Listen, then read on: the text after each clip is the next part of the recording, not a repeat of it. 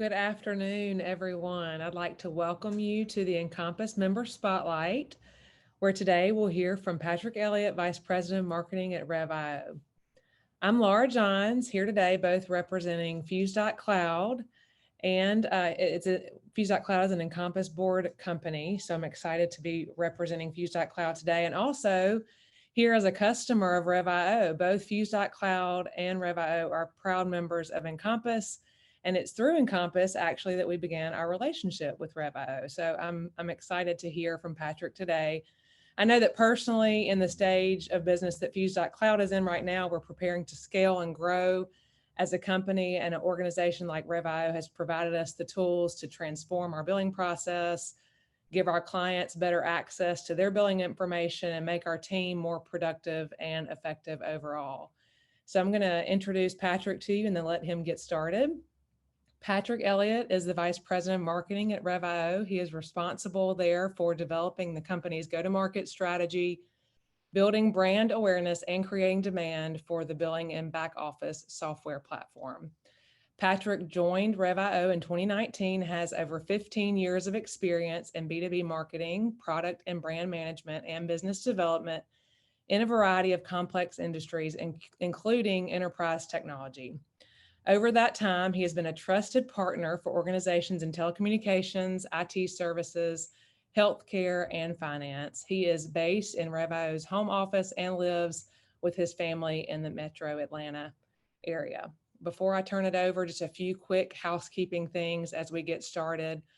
Everyone on the call will be muted, but Patrick will stop periodically for questions. So if you have any questions, please use the Q&A tool and we will be able to offer those questions to him throughout the presentation.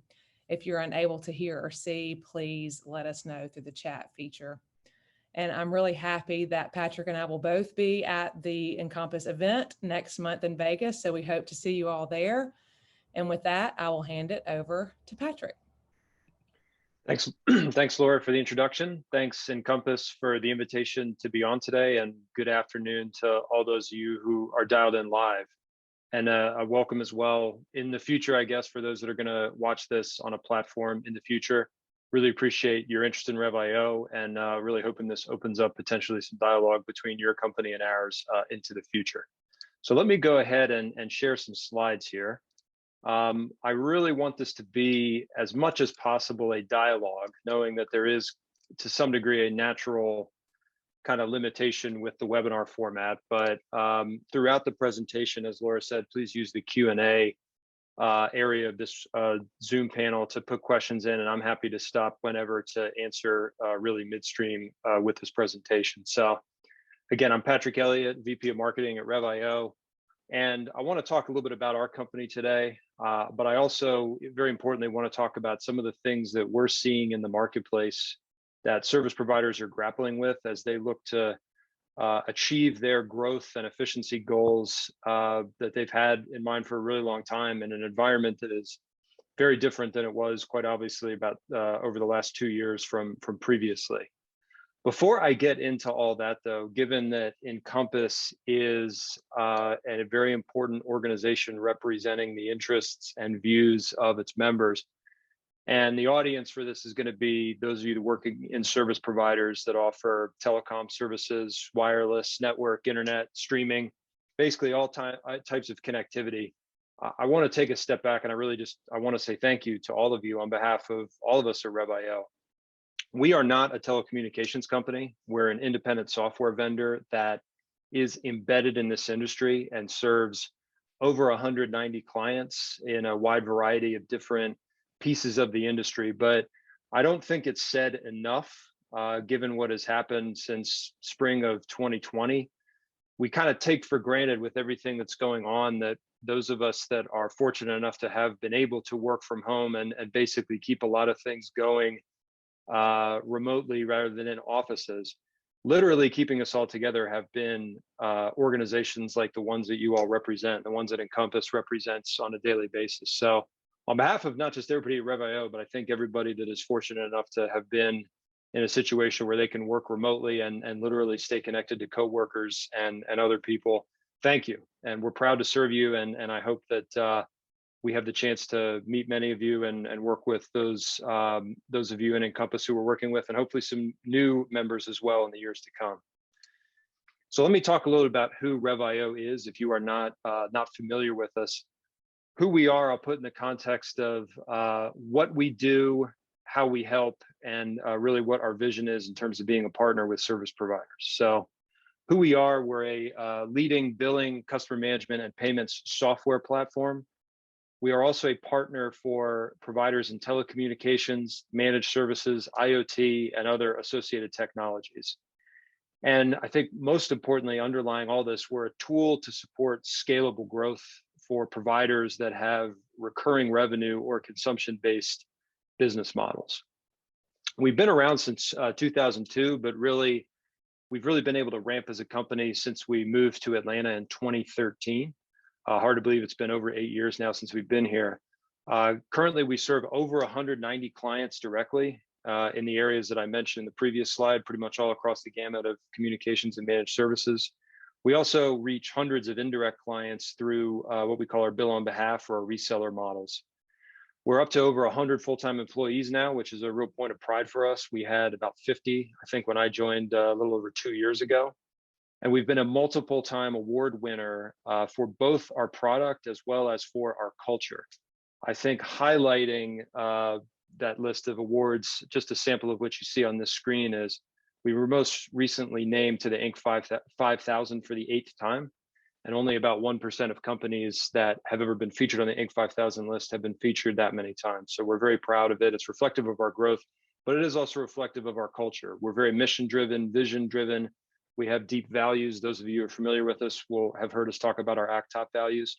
All that underpins how we go about our business in addition to what it is that we do. But what it is that we do is reflected, I think, by just a sample, like I said, of these awards that we've been able to win over the last couple of years. And we are, of course, a vendor member of Encompass. We serve about half a dozen service provider members that are listed members on Encompass, including Fuse.cloud, and we're very proud of that relationship. And we're looking forward to meeting many more members in about a month and a half out in Las Vegas.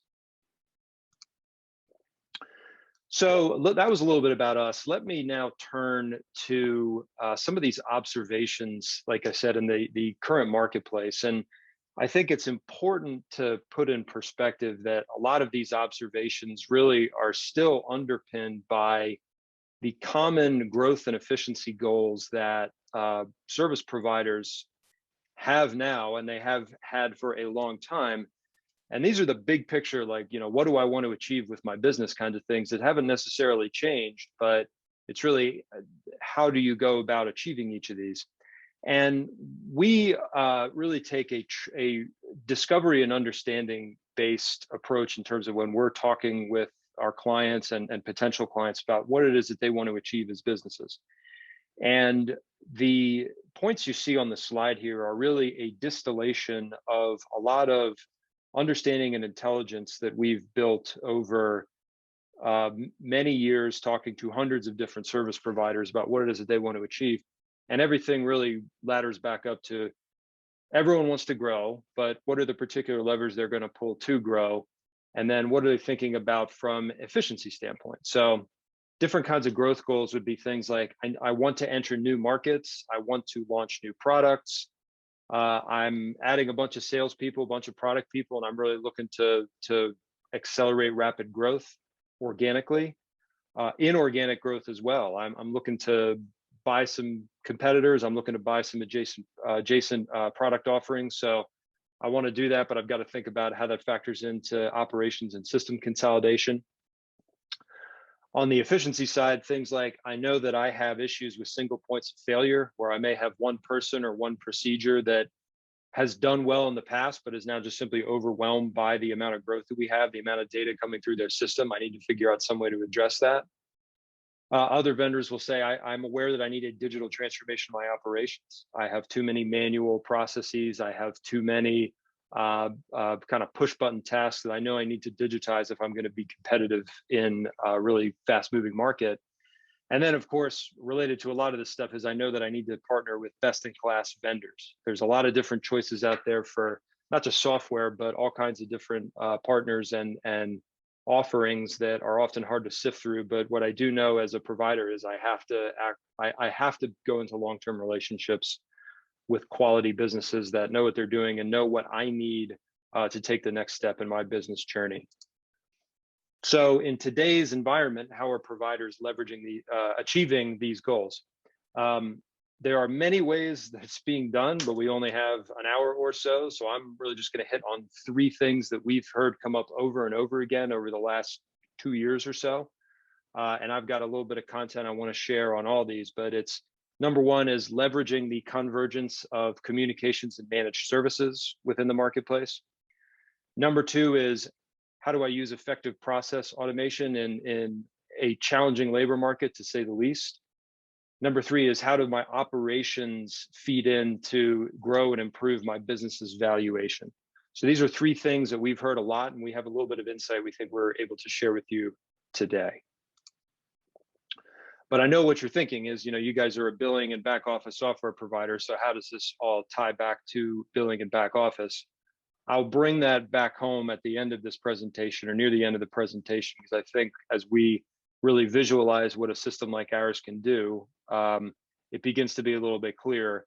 But the thing that I want to get across is we understand that, our clients are not getting up every day necessarily thinking about front of mind what it is that we do and support, but they are thinking about these goals. But I want to make sure it's clear about how these things are inexorably tied together.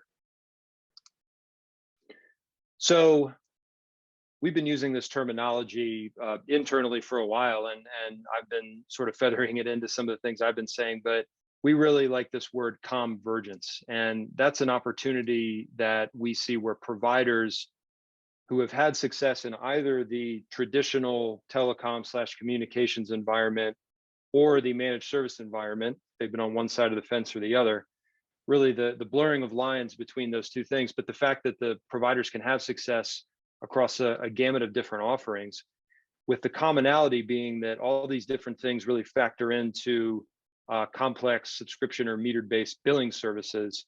So bringing on something like a Revio makes sense. It's a lot of the reason why we come across opportunities is those that maybe sell 1 or 2 of these things that are represented here and are really expanding their offering, or a lot of times it's managed service providers who have been servicing telecommunications, servicing some of the VoIP or SD-WAN or other types of products that you see here that are looking to sell or resell themselves. But that means they're in pretty much a totally new business from an operations standpoint, and they need to cope with those challenges. But we're extremely excited about this opportunity for the industry in general. We think that it is definitely not going anywhere anytime soon, because not just for the reason that it's a natural fit and that providers who have already been kind of working on one side of the fence or the other, they fit naturally together. But it's really accelerated this trend because of the work from anywhere trend that we've seen over the last 2 years. We don't think that's going anywhere, even if the challenges that we're facing right now were to disappear tomorrow. I think that the way of work has pretty much changed for this generation, but that means that the infrastructure and the services needed to support that kind of environment are critical. How do you manage your distributed workforce? How do you get your network out to many more different nodes of where people are sitting in their houses or coffee shops or wherever, as opposed to just maybe one building or one corporate campus? That's not going anywhere. So that means there's a big opportunity for service providers to expand the breadth and the depth of their offerings. And we've seen some really great service providers that we're privileged enough to serve as their billing vendor. They've really gotten themselves in a situation where they are owning their customer. And we think there's plenty of opportunities like this out there for service providers to own their customer by being a true technology partner. And what does a true technology partner means? You're not just servicing the technology. You're not just selling the technology. You're offering proactive suggestions and insights into where your customers need to go in the future to stay cutting edge, or at the very least stay as competitive as possible. It's very hard if you're not steeped in this every day to keep up with where things are going. I mean, just the gray boxes on this slide in particular, I mean, a lot of these things weren't even around 10 years ago. So it's very hard to see things coming if you're not steeped in it. So if you can be that true technology partner and point your customers in the right direction, that definitely leads to customer loyalty. If you have loyal customers, that will lead to retention. Retained customers mean consistent recurring revenue. And at the end of the day, from a business metric standpoint, it really is all about recurring revenue. It's the metric by which we are judged. It's the metric by which so many of our providers are judging themselves. And really, this is going to be a critical way to do it, both in terms of offerings you're bringing to market and how are you supporting and servicing them.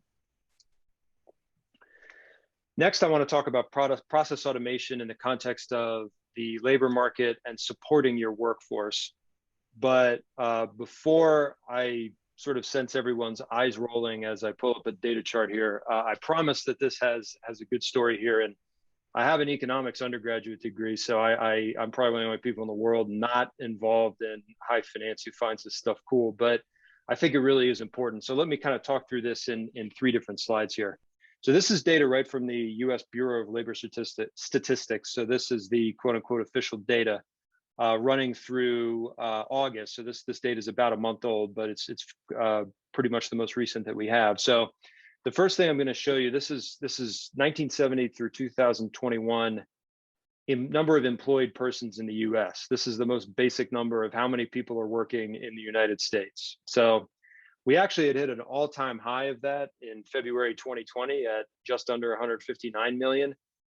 You can see, I mean, the gap down is obvious. We had a lot of people, unfortunately, put out of work by the pandemic, and the response to it, we saw a pretty big snap back, and now we're at about 153 million, but that's still a gap of almost 5 million people below what was the all-time highs. And it's way too soon to tell what that trend line is going to look like, but that's the first data point to keep in mind. We're still 5 million men and women down from where we were about a year and a half ago. Secondly is the unemployment rate. And this same timeline, about 51 years, you can see the cycles up and down, economic growth, or the up cycle in this case would be contraction, down cycle would be economic growth periods. Unemployment rate is important because it is kind of the headline number that you read in the media. And it's amazing to think about given all the disruptions that have happened in the last 2 years, but we're sitting at a little over 5.2% unemployment. That's actually below the long-term average, believe it or not, at this time period. Now, this data has had its up and downs, to say the least. And certainly last year, nearly 15% unemployment. That was a post-Great Depression high, which is just crazy to think about. But when the unemployment rate has gone down, that means it's a combination of people who have been able to find new jobs, but it's important to remember, includes people that are seeking jobs but haven't found them. So if people have dropped out of the labor force, that is reflected here and can be something of a, shall I say, false positive of the market itself. And how can I know this, at least, or how can I indicate that there's potentially a lot of dropouts? Well, the most critical number, I think, of these 3 is actually in labor force participation. So over a 51-year period, this curve tracks the percentage of population of the United States that is working. So we peaked out in March 2000 at 67%. Makes sense if you really think about the timing, because you had pretty much all the baby boomers working. You were coming off of a 10-year economic boom through the digitization and internet 1.0 part of the economy. And we've been kind of creeping down since then for a variety of reasons. We had a little bit of a tick up here, but then we crashed down again because of the pandemic. And now we're back up to about 61.7% as of the end of August. But what's really striking about this, I don't know if you guys can see my cursor, but if you kind of move it across here, you got to strip out that flash crash, you might call it. We have not had a labor force participation this low since January of 1976, which I mean is not within the generation that basically the entire workforce was in. Certainly, I would hazard to say that most of us on the call probably weren't working in January 1976. So this is the definition of a generational shift. You've got far fewer people working than even a year and a half ago. You've got fewer people seeking work, and you've got a massive gap between the number of job openings and the number of people that are seeking them. So how does this all tie to process automation? Why have I just presented all that data to you? Well, process automation, in terms of how it affects your workforce, needs to have a bit of a mental shift, I think, from what people have thought in the past. The traditional way of think of automation is I'm going to replace inefficient manual processes in what's that whole capital to labor or technology to labor shift. Now it's very different. Automation needs to be put in place to supplement the workforce that you have and support them. And in fact, the labor plus automation piece can create more system efficiency overall. And I'm not just talking about your computer systems. I'm talking about the overall system of how you go about managing the operations of your business. And if you could do that, you actually create more employee value, and we believe also create more satisfaction. And again, I reiterate, we have fewer people working. We have a high demand for technology workers. I didn't capture this in data because it's a bit anecdotal, but there's something like 10 million open jobs in America right now, and 1 million of them are considered high tech. So we would call this a seller's market for skilled labor. It is very hard to find the perfect person you're looking for from outside of your walls. So that means that all of us on the call need to be thinking about holding on to who we have and who we've trained up. So automation can help with this. It's not just about the technology. As I say, it's a direct effect on your people. If somebody is working in a really grinding kind of manual process environment, for instance, in our world, it would be, we've heard anecdotes in the past from companies that have grown really fast of, I've got 2 or 3 people in my department working on billing, and they spend a full week a month trying to get bills out because they're hand calculating usage, things like that.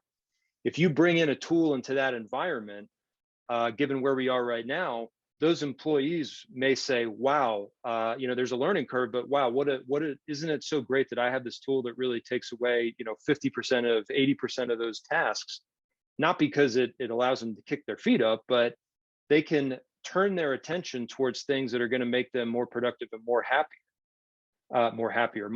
happier. Geez. And what does happiness mean in this case? I think it means, for your really motivated employees, I think that means if I get to work on high value strategy rather than just those push button things, I'm not doing the manual and repetitive things. I mean, ultimately for both myself and the company, we're avoiding the errors that naturally come with that. But I'm making a true impact on the company's results in a way that I wasn't able to do that before. So again, it's a real mental shift about it's automation plus workforce equals efficiency, rather than workforce, chunk it out, put in automation, and that's how you build your efficiency. It's changed a lot quickly, but this is the mindset to take. And I think, as I say this to people, and I think it really does resonate as people understand the just crazy environment we're in for a workforce.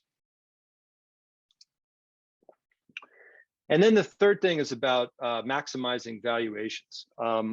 We hear a lot, and we get a lot of really kind of open communication from our clients about what they're thinking about doing from a corporate action standpoint at their company.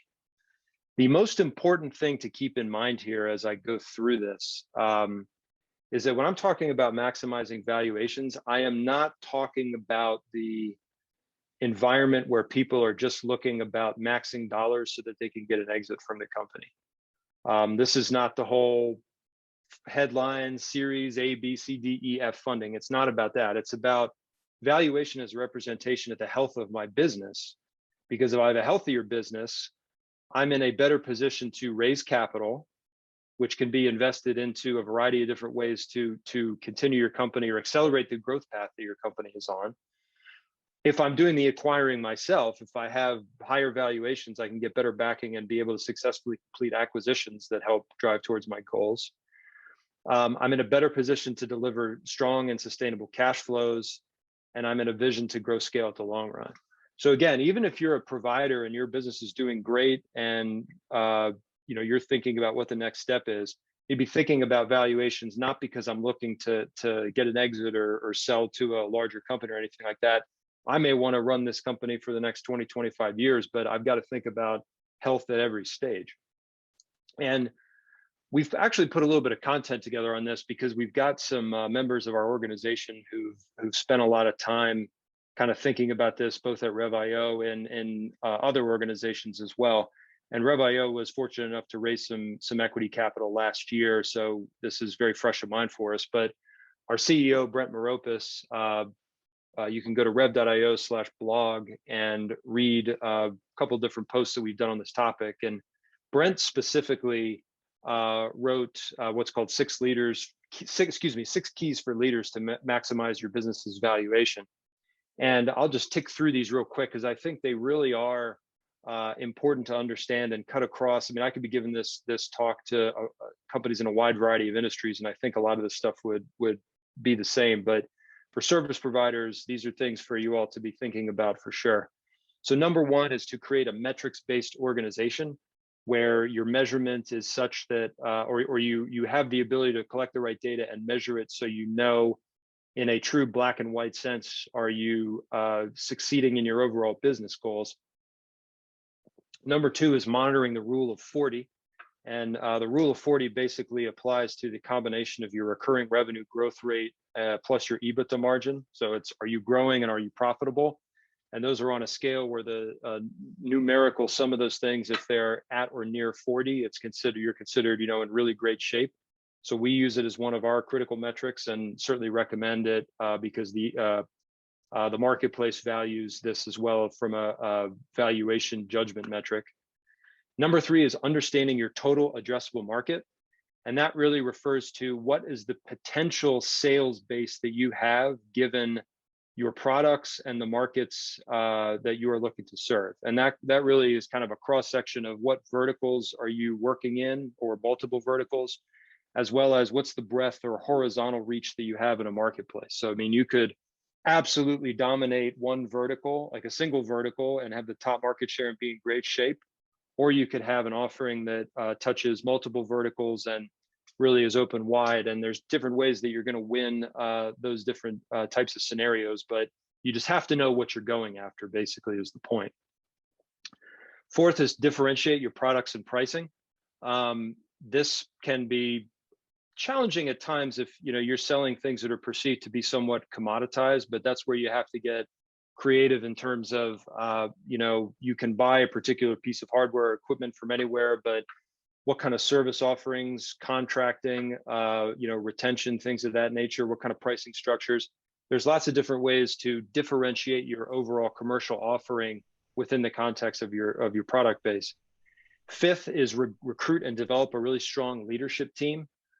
Many companies have been founded by the technical visionaries, and those individuals are obviously the straw that stirs the drink, especially early on within a company's life. But as ambitions grow and as possibilities grow, there needs to be kind of steps taken in terms of bringing on really strong product development leadership, sales and marketing leadership. Eventually, as your company grows, especially, you have to start thinking about things like heads of HR and people and culture. And leadership makes a massive difference. And if you are looking at raising capital, one of the most important areas of diligence that for instance, a private equity firm will give is really understanding the background, the skill set, the credibility of your leaders. And if they have faith in those leaders, they're going to feel good about your company. And lastly is building a growth-oriented culture. I mentioned Revio. We have we put a lot of stock into culture for our company. We're a values-driven organization. And we are very open and transparent about what our goals are and where we need to go department by department and individual by individual for our company to have a chance for success. And we also, by the way, tie a lot of our employees' incentives to company goals as well. So everyone's got a little bit of skin in the game. So whatever works for your particular company, very much encourage you to orient your company's culture and the individuals working there towards what they need to do to really feel to be a part of that growth, and their daily behavior and the daily practices they go through oriented towards that. Hey, Patrick, really quick, can we go back to that slide? I want to ask a quick question for those of us who may not be as familiar with the rule of 40 that you mentioned in point 2 on those 6 keys. Can you explain in a little bit more detail those 2 elements and how they work together? So that's the number 2 on that list? Yeah, the rule of 40. So the rule of 40 has really came out of the software as a service world, but I'm seeing it get quoted more and more across a variety of different industries that really rely or are able to rely on recurring revenue models.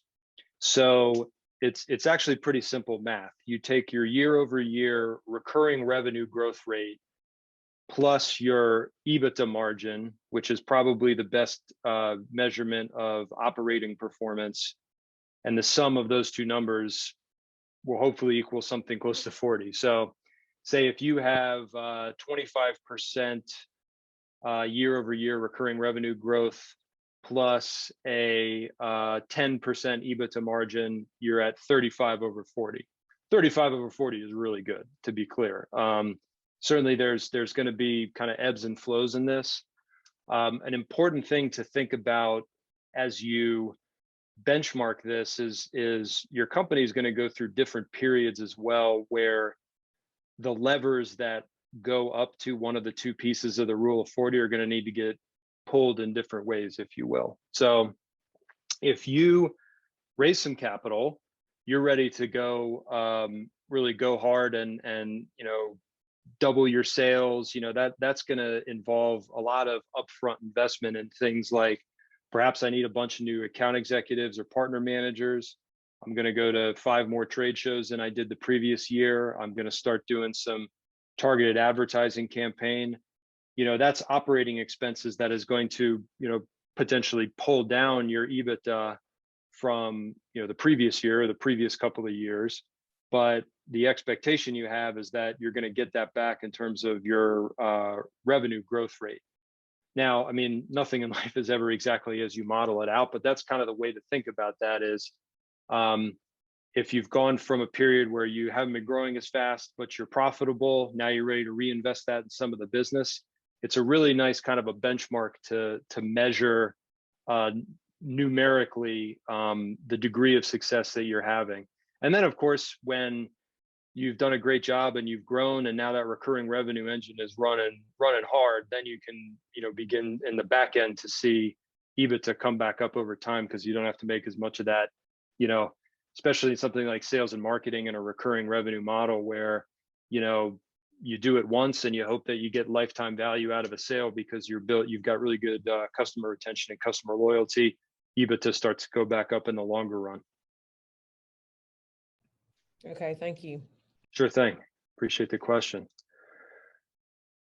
All right, so let's tie it back to billing and back office, as I indicated earlier in the presentation. So Revio, we really think of ourselves as a full quote to cash system, and quote to cash fundamentally, one can ask themselves is this a pretty simple idea, right? I mean, I think at the baseline it is.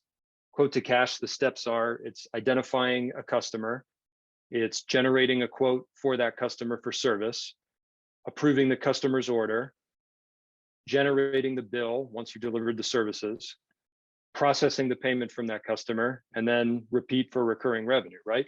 Pretty simple. Well, what we have found over time is that there are a lot more kind of sub-dimensions to what you see there, and we've looked to build our system at Revio to reflect some of the complexities and make it a more complete kind of a process, so that your quote to cash in your back office ultimately have a chance to tie back to the goals that you have. And I'm going to bring those back in here in a second, but I do want to point out a couple of areas within this whole quote to cash process that we think our system does stand out a little bit. But it's also no matter what you go through to do your billing and back office, especially when you're in a complex telecommunications environment, you need to be thinking about this stuff. And you need to be thinking about what your solution is kind of for every step of the way here. I'll point out price books and quoting is really about how do you set up in an efficient manner a product catalog that allows you to basically put products out into the market. You price them, what basically the kind of the complex calculations are going to be ahead of time, but product catalogs can get pretty long, and you need a place to be able to do those or set those up so that they can seamlessly feed into the rest of the whole process of quote to cash.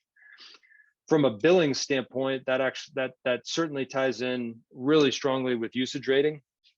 And there are a lot of billing softwares out there. There's a lot of different ways you can do billing. We've come across so many different, kind of manual ways to do it with Microsoft Excel and accounting software, and it definitely works for some people. But there does come a point where, at scale, it's just simply not sustainable. So a way to tie usage rating into your complex billing has got to be part of your system, and then tax management as well. I don't think I need to tell anybody on this call how crazy the telecommunications tax environment is. One of our partners told us one time that there were about 10,000 taxable jurisdictions in the United States, and I think there's a little over 3,000 counties in the United States. So that puts it into perspective. But these are just a few of the different dimensions in play here. But again, it all needs to tie back to your business goals, because you all don't want to think about this every single day. You want to think about things like, how do I enter new markets, or how do I expand through new product launches? Well, I mentioned the price books earlier. A system like ours, we hope you're able to add new products to your catalog quickly and get them to your sales and your distribution teams as quickly as possible, because speed does matter versus your competition. And then with things like the tax databases, you're able to enter new markets confidently and compliantly. If you're going from one state to another, you're going from even potentially one county over in your same state, you've got to be confident that you're going to pull the right amount of taxation and send the right bill out from day one when you're in there. I talked earlier about single points of failure. I mean, we look at simply a system like this as scalable. The ability to manage very large and complex accounts is included here. And at the same time, your system can't do absolutely everything, but from a combination of what's within it and some of the integrations that are important, which I'm going to talk about in a couple of slides, you basically have a system that can work together even across different softwares and be used across an entire back office to avoid those single points of failure. Managing rapid growth, the ability to bill accurately to avoid revenue leakage, not have dissatisfied customers, and avoid churn. That's fundamental. That is the fundamental thing of what we do. And again, a lot of people don't think about their billing, but your billing is a customer touch. It is literally how you get paid. So if you do have rapid growth ambitions, you've got to have the ability to run this whole process in a pretty streamlined and seamless fashion to realize the benefit of all these new sales. And then from a digital transformation standpoint, we've got a couple of interesting things that are here too. Our integrated payment processing, which is unique in the industry, speeding payment processing and cash collections. And throughout this process, the ability to basically avoid manual errors, because there are multiple steps to this process, and every one of them, if you are running a lot of these legacy manual steps, it's no dig on anybody. It's no dig on the people working in the back office, but push button errors will happen. So we look to set this up in a way that these can be avoided throughout the whole process. So bringing it all together for us, ultimately Revio, we are a complete cloud platform from a billing and customer management, payments, and other features standpoint. Whole point is to consolidate what our system does into a full quote to cash system, either within our solution itself or leveraging integrations to other industry leading platforms. We're not going to be able to do every single little thing, but the things we do well, we think we do very well. And that starts, of course, with billing. Billing at scale, billing for fast growing organizations that has accurate usage rating calculations, accurate taxation calculations.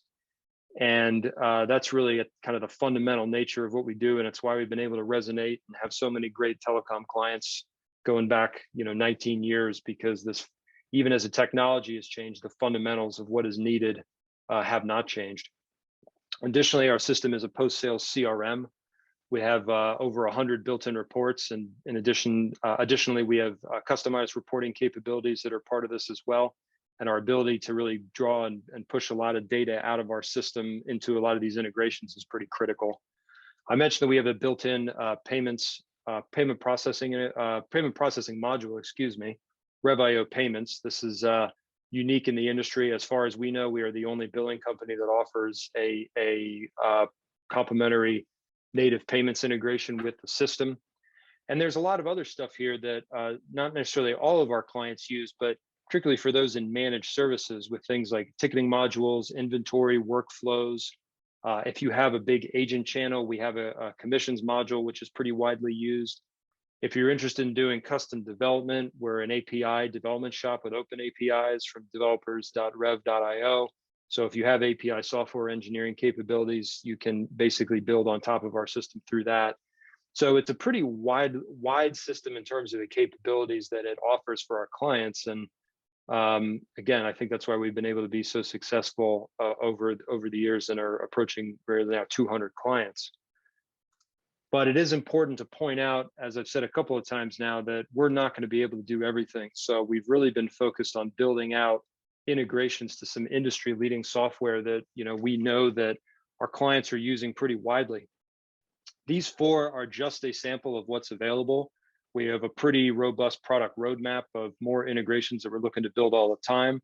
And again, with the API capability, there's sort of the configuration capabilities for individual client instances. But the ones that we're really been focused on, because they've covered needs for so many of our clients, are integrations to ConnectWise Manage, leading PSA software for managed service providers. QuickBooks, this is QuickBooks Online specifically, most widely used accounting software. We're not a financial close software. We've never aspired to be, but pushing billing data into the accounting system accurately is obviously very important. So this has been an integration we've been focused on. We've got a DocuSign module. So for those that are sending electronic signatures as part of quote to cash, which is a lot more people nowadays, this has been a pretty important launch we've had this year. And then this interesting, nice reply here is an integration. We have a company that does real-time surveying of customers, basically through Revio's ticketing system. Our clients can survey their end customers right away, basically when a ticket is closed, 0 to 10 or 0 to 5, how would you rate your interaction today? So it's an interesting little feature that we've been able to put in, sponsored by one of our largest clients. But we really want to emphasize that if you're interested in learning more about this, we really see a lot of client influence into our product roadmap. We try to always have at least one and preferably multiple client sponsors for particular projects. I mentioned the API before and the way we build integrations through there. And we have an open feedback channel called Revio Ideas, in which we gather real-time client feedback, because we appreciate the fact that the industry moves fast, technology moves fast, and we want to make sure that we're helping our clients stay as modern as possible. Last thing I'm going to mention from a product standpoint is a bit of a plug, but we have just launched as well a module called Revio Analytics. This is basically a visualization platform drawing critical business data out of the Revio system in areas such as financial data, accounts receivable data, customer data such as ticket volume, tickets per division, et cetera. And we're really just on the kind of the tip of the iceberg with this, because we've got a pretty robust roadmap envisioned out with this that we're excited to have a chance to roll out to clients. We do envision there'll be customization available in the future. We're kind of in version 1.0 right now, really relying on the data out of Revio. But I did mention before that we've got 100 built-in reports within our reporting module. So a lot of the data that comes out of that is built and is ready to go when a client signs up for Revio Analytics. But our mission is to help our clients grow revenue efficiently. And I think that we may, if we're successful here, we have the chance to really expand that mission to say, growing revenue efficiently, but also helping our clients manage a smarter business. That's really what this is all about. The ability to use the enormous amounts of data that flow through our system to help our clients use that in such a way to get more nimble, get more efficient, et cetera. So we're very excited about this, and hopefully at the show and at future dialogue, we have a chance to talk a little bit more about it with everyone. So that is really what I have. I really enjoyed the chance to come on to talk to everyone today. I hope this was an informative presentation, both in terms of sort of the marketplace look and as well as a little bit more about Revio if you've been interested in learning more. To keep the conversation going, there's a few different ways to do that. I invite everyone to visit our website. We're very fortunate that our company name and our product and our website are all the same name, so it's really hard to forget. www.rev.io. I'm happy to have anyone contact me directly. Patrick E at rev.io is my email. Reach out to me at any time. If you are ready to talk to sales, we invite you to do so by contacting info@rev.io. We're very active in social media, particularly LinkedIn. So I invite everyone to follow us at our handles you can see below. And then, of course, last but certainly not least is the Encompass Show, October 25th through 27th in Vegas.